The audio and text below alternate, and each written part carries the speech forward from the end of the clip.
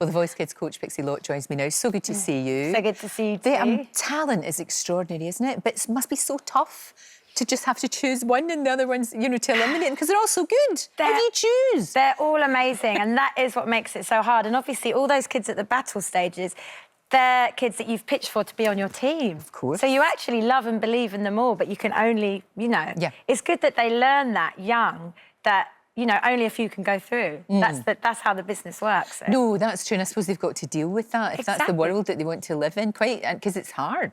It is, but it is something that you do really have to learn, and I learned at a young age, at that age as well, and it just puts you in such good stead for what you go on to do. Right. But they all take it amazingly well. They're just, like, so fearless, and they're just so happy to be there, and they all pull it out of the bag. Every time, it's like the live astonishing performance. It's the lack of nerves and the confidence, but not the arrogance. They don't have the arrogance, but they're just confident because they love what they do. Would you have done this show when you were that age? If things were different and that was on at the time? Would you have 100%. Yeah? Like, I would have absolutely loved it. And you can see, like, as soon as they walk out onto the stage, they're there just because they love singing, they love music, they love performing, and it's actually really inspiring for us to watch as the coaches, because it's like, wow, that is why we did this in the first place. Sure. And they don't overthink anything, they just go for it. There's been a few that don't believe in themselves as much as we do. Right. So to see their confidence grow over the show and over the competition has been, like, so beautiful, because they all have the talent there. Yeah. Sometimes it's just about saying to them, you are amazing, believe in yourself. Of course, which is great. And you have had such experience with that, and you can talk to them because you know what it's like. It's as you've said, you know exactly what it is. Yeah, I've Second been there. time doing The Voice, you were an X Factor judge as well. I remember you did a guest judge. It's a whole new panel. Any advice for the newbies?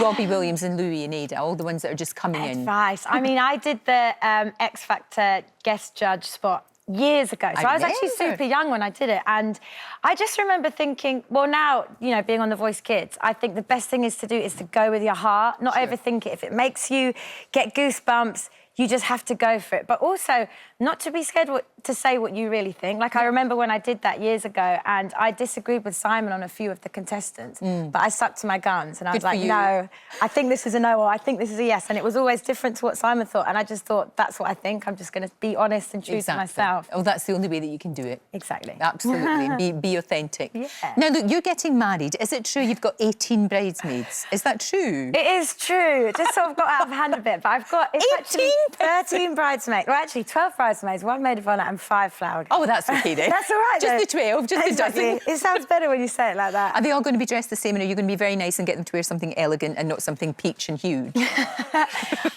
I want them actually all to be in the same dress, because I think it looks so... Oh, so do I. So lovely. But I want them all to be happy, obviously, and there's a lot of girls that I've got to please here.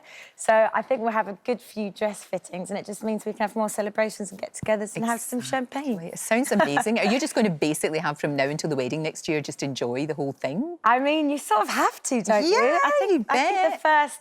My sister is organising, like, the hen do's and stuff. Good. She's the maid of honour, and I think the first one starts in September, although it's all sort of secret. Right. Yeah. You're not really supposed to know. I'm not supposed to know, but I've seen a few little sneaky emails, sorry.